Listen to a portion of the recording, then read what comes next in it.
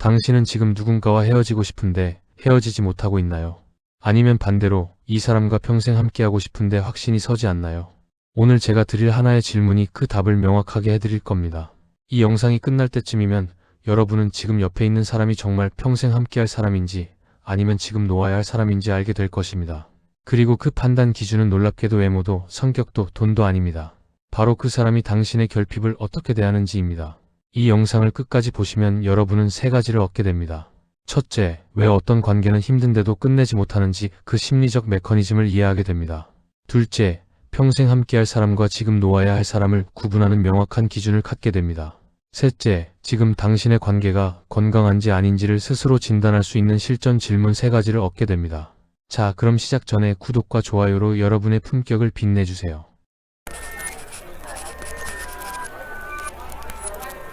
우리는 평생 함께할 사람의 조건을 이렇게 말합니다.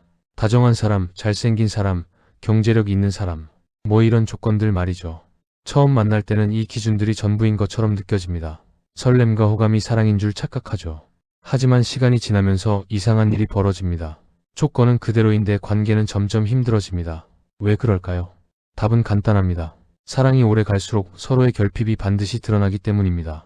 외로움, 불안, 인정받고 싶은 욕구, 버려질까봐 두려운 마음. 이런 감정들은 우리가 아무리 숨기려 해도 관계 속에서 결국 튀어나옵니다. 그리고 이 결핍들은 매우 강력합니다. 마치 접착제처럼 사람을 꽉 붙잡고 쉽게 놓아주지 않죠. 그래서 어떤 사람들은 이렇게 말합니다. 힘들지만 헤어지지 못하겠어요. 그 사람 없이는 못 살 것 같아요. 이건 사랑일까요? 아니면 집착일까요? 여기서 우리가 반드시 이해해야 할 사실이 있습니다. 결핍은 문제가 아닙니다. 결핍이 없는 사람은 이 세상에 없으니까요. 진짜 문제는 결핍을 다루는 방식입니다. 심리학에서는 이것을 애착 패턴이라고 부릅니다. 어린 시절 부모와의 관계에서 형성된 이 패턴은 성인이 되어서도 연인 관계에 그대로 반복됩니다. 불안형 애착을 가진 사람은 끊임없이 확인하고 싶어하고 회피형 애착을 가진 사람은 가까워질수록 도망치고 싶어합니다. 하지만 중요한 건 이겁니다. 결핍은 관계에서 두 가지 역할을 할 수 있습니다. 하나는 접착제가 되고 하나는 회복의 교과서가 됩니다. 이 차이를 이해하지 못하면 평생 똑같은 패턴의 관계를 반복하게 됩니다. 그렇다면 결핍이 접착제가 된 관계는 어떤 모습일까요? 잠깐, 혹시 지금 이런 생각하고 계신가요? 나는 결핍이 없는데요? 그렇다면 이 질문에 답해보세요. 연인이 갑자기 연락을 끊으면 불안한가요? 상대의 말 한마디에 하루 종일 기분이 좌우되나요? 헤어지자는 말을 협박처럼 사용한 적이 있나요? 만약 하나라도 해당된다면 당신에게도 결핍은 분명히 존재합니다.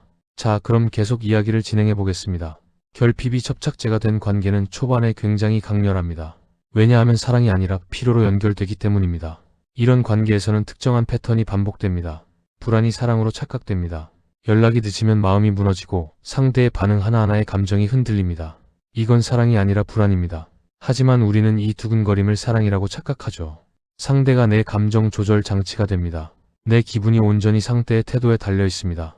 상대가 잘해주면 천국이고 조금만 차갑게 대하면 지옥입니다. 이런 관계에서는 내가 나의 주인이 아니라 상대가 나의 리모컨을 쥐고 있는 셈입니다. 갈등이 생기면 해결이 아니라 권력 게임이 됩니다.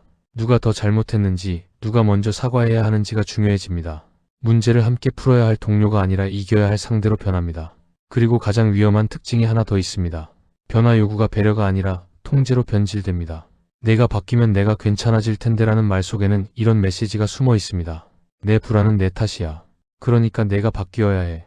신경과학적으로 보면 이런 관계는 뇌의 보상 회로를 과도하게 자극합니다. 도파민이 급격히 올라갔다가 떨어지는 것을 반복하면서 마치 중독처럼 상대에게 의존하게 되는 것이죠. 이 관계가 위험한 이유는 명확합니다. 결핍을 해결하지 못하면 관계를 깨뜨려서라도 감정을 조절하려 들기 때문입니다. 그래서 끈적하지만 건강하지 않습니다. 놓을 수 없지만 행복하지도 않습니다. 그렇다면 반대의 경우는 어떨까요? 평생 함께하기 좋은 관계는 결핍을 어떻게 다룰까요? 결핍이 회복의 교과서가 되는 관계는 이런 특징을 보입니다. 결핍이 튀어나와도 사람을 공격하지 않습니다. 나 지금 불안해라고 말할 수 있고 상대는 그것을 약점으로 이용하지 않습니다. 대신 무엇 때문에 불안해? 내가 어떻게 도와줄까? 라고 묻습니다. 갈등을 수리의 관점으로 봅니다. 심리학자 존 가트먼의 연구에 따르면 행복한 커플과 불행한 커플의 차이는 싸움의 유무가 아니라 싸움 이후 회복 능력입니다. 건강한 관계에서는 갈등을 우리가 함께 고쳐야 할 것으로 봅니다. 사과가 감정 진정용이 아니라 책임과 변경으로 이어집니다. 미안해라고 말한 뒤 똑같은 행동을 반복하지 않습니다. 진짜 사과는 행동의 변화를 동반합니다. 상대가 싫어하는 것을 나의 자유로만 포장하지 않습니다. 나는 원래 이런 사람이야 라는 말로 상대의 상처를 무시하지 않습니다. 대신 내가 어떻게 조정할 수 있을까? 를 함께 고민합니다. 이 관계의 핵심은 이것입니다. 상대가 나를 완성해주는 사람이 아니라 내가 무너질 때도 나를 망치지 않게 돕는 사람입니다. 여기서 많은 사람들이 오해하는 지점이 있습니다. 결핍을 채워주는 사람이면 나를 대신 책임져주는 사람 아닌가요? 아닙니다. 결핍을 채워주는 사람은 내 인생을 대신 살아주는 사람이 아닙니다. 그 사람은 이런 역할을 합니다. 내 결핍이 폭주할 때 구조를 만들어주는 사람입니다. 지금 내가 너무 불안해하는 것 같아. 잠깐 멈추고 우리 이야기해볼까? 라고 말할 수 있는 사람입니다. 감정을 방치하지도 이용하지도 않는 사람입니다. 내가 힘들어할 때 알아서 해라고 내버려 두지도 않고 그렇다고 그러니까 내 말을 들어야 했잖아 라며 이용하지도 않습니다. 문제를 너의 문제가 아니라 우리의 과제로 다룰 수 있는 사람입니다. 그런데 여기서 중요한 구분이 필요합니다. 모든 결핍이 다룰 수 있는 것은 아니기 때문입니다. 결핍에도 정도가 있습니다. 다룰 수 있는 결핍은 이런 특징을 보입니다. 감정을 말로 설명할 수 있습니다.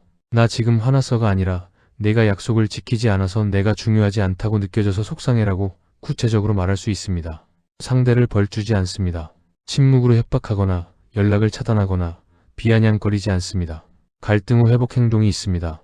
진심 어린 사과, 실질적인 조정, 구체적인 개선이 뒤따릅니다. 반면 관계를 망가뜨리는 결핍은 이렇습니다. 감정을 관계 파괴로 조절합니다. 조금만 싸워도 헤어지자라는 말을 꺼내거나 극단적인 반응을 보입니다. 상대를 결핍 해결사로 고정합니다. 내가 나를 행복하게 해줘야 해. 안 그러면 내 잘못이야 라는 태도입니다. 성찰이 아닌 정당화만 반복합니다. 자기 행동을 돌아보기보다 나는 원래 이래, 너도 잘못했잖아로 책임을 회피합니다.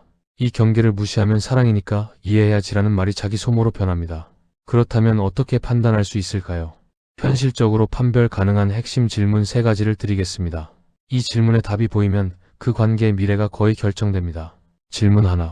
싸운 뒤 이 사람은 복수보다 수리를 선택하는가? 싸움 후에 이 사람이 당신을 어떻게 대하나요? 며칠 동안 냉전을 유지하며 당신을 벌주나요? 아니면 우리 이 문제 어떻게 해결할까? 라고 먼저 손을 내미나요? 질문 2. 사과 뒤에 행동의 변경이 실제로 있는가? 미안해라는 말은 누구나 할 수 있습니다. 하지만 진짜 사과는 행동으로 증명됩니다. 똑같은 실수를 반복하지 않으려고 노력하나요? 질문 3. 내 결핍이 드러났을 때 이 사람은 나를 더 불안하게 만드는가? 아니면 안정시키는 구조를 만드는가?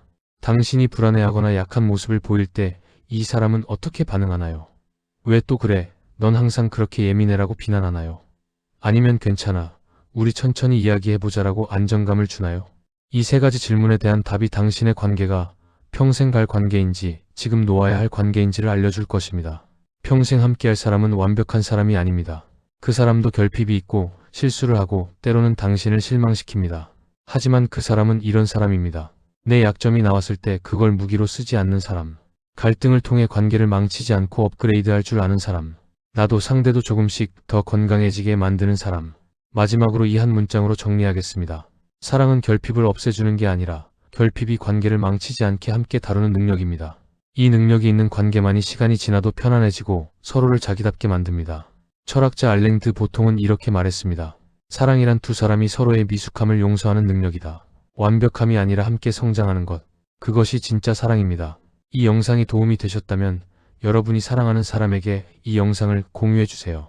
여러분의 작은 클릭 하나가 더 많은 사람들에게 건강한 관계에 대한 통찰을 전달하는 데 큰 힘이 됩니다. 그리고 여러분도 결핍을 함께 다룰 수 있는 그런 사람을 만나시길 또는 그런 사람이 되시길 진심으로 바랍니다. 사랑은 완벽한 사람을 만나는 것이 아니라 불완전한 우리가 서로의 결핍을 무기가 아닌 회복의 계기로 만들 수 있을 때 비로소 평생 갑니다.